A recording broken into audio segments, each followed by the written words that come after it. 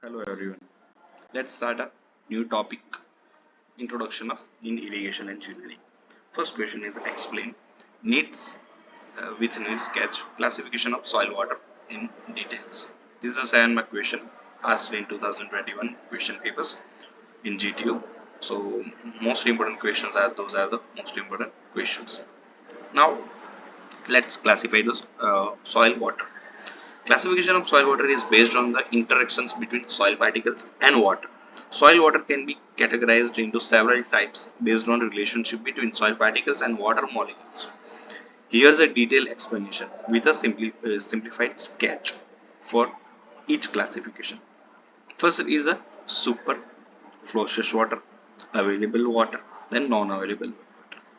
First up to here is a gravitational water. We will see the definition of gravitational water. Next is a capillary water, then melting coefficients, then there is a hygroscopic water. First is a gravitational water, which means a free water. Gravitational water is the water that drains through the soil under the influence of gravity. The water that drain influence due to the influence of gravity, it is a gravitational water. It occupies the largest portion of the in the soil. Second is a capillary water. So there is a capillary water. Capillary water is held in the soil's smaller forces against the force of gravity due to capillary actions. It rises from the water table and it is available to plants. So if there is a water available here, if there is a water available here which rises due to the capillary actions, it's known as a capillary water. Third is a hygroscopic water. Hygroscopic water is the water that adheres tightly to the surface of the soil's particles. It is not available to plant and is held tightly for them to extract. Chemically combined water. Next is a chemically combined water is water that chemically bound into soil minerals. It is not free and cannot be extracted or removed easily.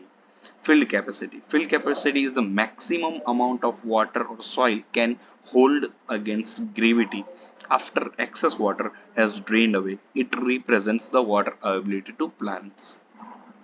Next is a wilting point. Wilting point is the maximum amount of water in the soil that plants need to avoid wilting. It represents the point where water is no longer available to plants. It represents the point where water is no longer available to plants. This classification helps in understanding the water dynamics in soils, which is crucial for agricultural, horticulture, and land management practices.